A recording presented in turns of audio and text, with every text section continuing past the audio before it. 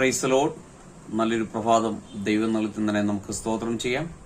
ഈ രാവിലെ സമയത്ത് ദൈവത്തിന്റെ പരിശുദ്ധാത്മാവ് നമുക്ക് നൽകുന്ന ആലോചന ഉൽപ്പത്തി പുസ്തകം 35-ാം അധ്യായം 3-ാം വാക്യം. Book of Genesis chapter 35 verse 3. നാം പുറപ്പെട്ട് ബേഥേലിലേക്ക് പോവുക. എന്റെ കഷ്ടകാലത്ത് എന്റെ പ്രാർത്ഥന കേൾക്കുകയും ഞാൻ പോയ വഴിയിൽ എന്നോട് കൂടെ ഇരിക്കുകയും ചെയ്ത ദൈവത്തിന് ഞാൻ അവിടെ ഒരു യാഗപീഠം ഉണ്ടാക്കും എന്ന് പറഞ്ഞു. ഒരു മനുഷ്യന്റെ വാക്കുകളാണ്. നമ്മുടെ യാത്രയിലെ അനേക പ്രതികൂല സാഹചര്യങ്ങൾ ഉണ്ടായിട്ടുണ്ട്, അനേക കഷ്ടങ്ങളുണ്ട്. ഇന്നും അങ്ങനെ കഷ്ടതയുടെ നടുവിലായിരിക്കാം. എന്നാൽ ഇതുവരെ നമ്മളെ നടത്തിക്കൊണ്ടുവന്ന ഒരു കർത്താവുണ്ട്, വാക്തത്വമുണ്ട്. ആമേൻ, ഹല്ലേലൂയ.